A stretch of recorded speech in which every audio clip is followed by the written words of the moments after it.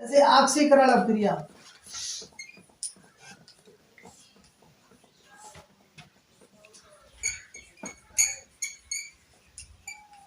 ऑक्सीकरण अभिक्रिया किसे कहते हैं?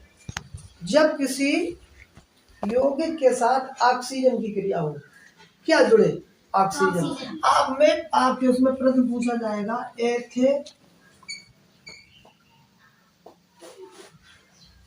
इथेनोइक अम्ल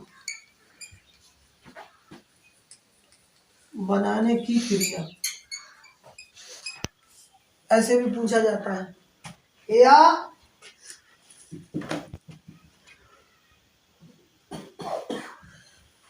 एथेनॉल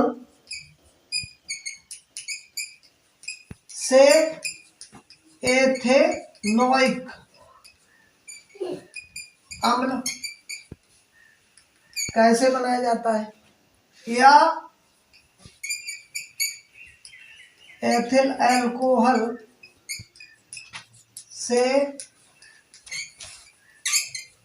एस्टिक अम्ल कैसे बनता है? इसका मतलब क्या हो गया? एथिल अल्कोहल को एथेनॉल कहा जाता है, आईयूपीएसी में एस्टिक अम्ल को एथेनोइक अम्ल कहा जाता है। समझ रहे? ऊपर वाला आईयूपीएसी नाम दे दिया गया, इसमें भी पूछ सकते हैं। और नीचे ये रासायनिक नाम है एस्टिक अम्ल। अब एथिल अल्कोहल का क्या सूत्र होता है? C2H5OH। ठीक, इसका नाम क्या हो गया? Ethyl alcohol. किसकी क्रिया होगी? O की, और वो भी नवजात ऑक्सीजन की। जब यहाँ पे O2 होता है तो उसे हम ऑक्सीजन कहते हैं। जब केवल O कोष्ठक में बंद हो तो उसे क्या कहेंगे? नवजात। एक बार और नवजात ऑक्सीजन का उपयोग हुआ था, नवजात हाइड्रोजन, वो क्या था? विरंजन का ग्रहण किया था। यहाँ पे नवजात ऑक्सीजन है तो ऑक्सीजन ही नई उत्पन्न वाली है, यहाँ पे 2। अब ये किसकी उपस्थिति में होता है, ये भी ध्यान रखना होता है। 2 है यहाँ पे, KMnO4 और K2Cr2O7। इसका नाम क्या है? Potassium permanganate. इसका नाम है पोटेशियम डाइक्रोमेट। नाम याद रख लेना, सूत्र पूछा जाता है। इसका नाम है K2Cr2O7 पोटेशियम डाइक्रोमेट। तुम्हें ऑक्साइड दिखाई दे रहा? पोटेशियम परमैंगनेट इसका है पोटेशियम डाइक्रोमेट। ओ से ऑक्साइड थोड़ी सब जगह बन जाता है। अब क्या बनेगा? हमने क्या बताया? एस्टिक अम्ल का क्या सूत्र होता है? CH3COOH। अब इसके कितने बन गए? 1, और साथ में क्या? H2O। इसकी एक और परिभाषा हो गई। इस क्रिया को हम क्या कहेंगे? ऑक्सीकरण क्रिया। जब किसी यौगिक से ऑक्सीजन प्लस हो, क्या जुड़े? ऑक्सीजन, और बाद में ये उत्पाद हो गया और क्या बने? हाइड्रोजन, या उसका कोई एक यौगिक कोई भी बने, ऑक्सीजन जुड़ेगी, हाइड्रोजन अलग होगी, उस क्रिया को हम ऑक्सीकरण कहते हैं। पूछा जाए ऑक्सीकरण क्या है? उदाहरण में जब किसी यौगिक से ऑक्सीजन की क्रिया हो, बाद में उत्पाद बने तो हाइड्रोजन उत्पन्न हो, वो हो गया उदाहरण में। अब ये प्रश्न 3 बार हमने बताया है, कई बार आया है।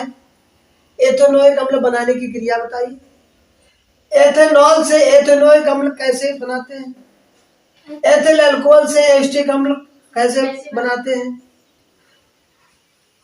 एथेनोइक अम्ल कैसे प्राप्त होगा? एथेनोइक अम्ल कैसे प्राप्त होगा? एथिल अल्कोहल से एस्टिक अम्ल कैसे प्राप्त होगा? या यही प्रश्न को कैसे लिखें? क्या होता है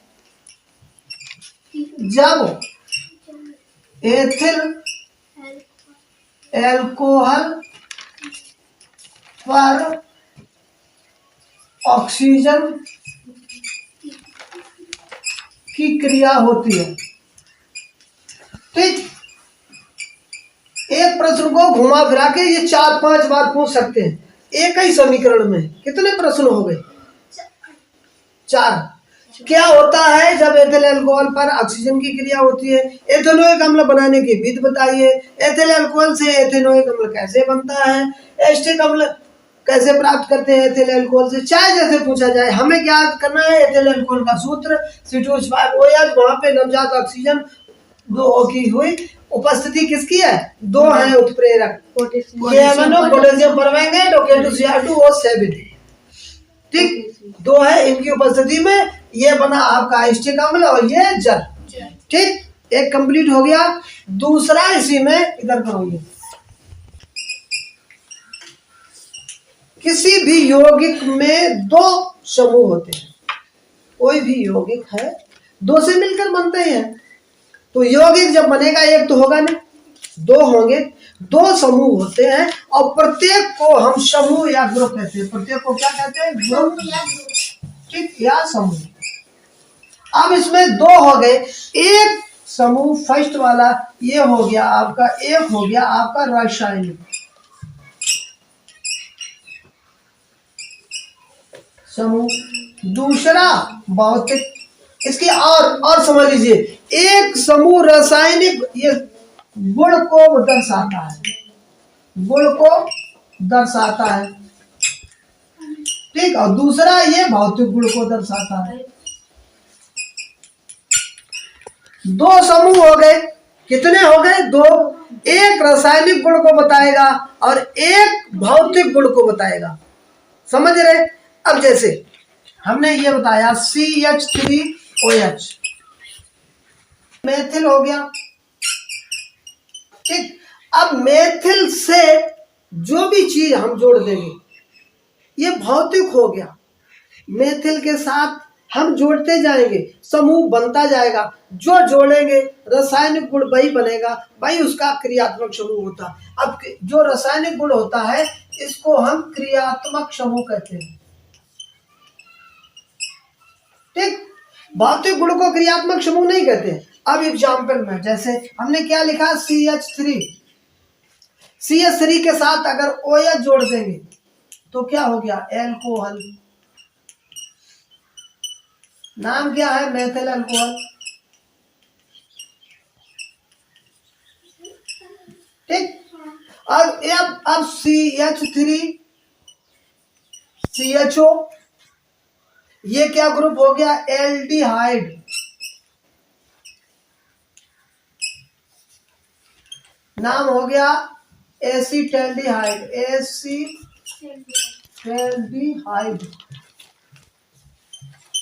CH3 के साथ CH3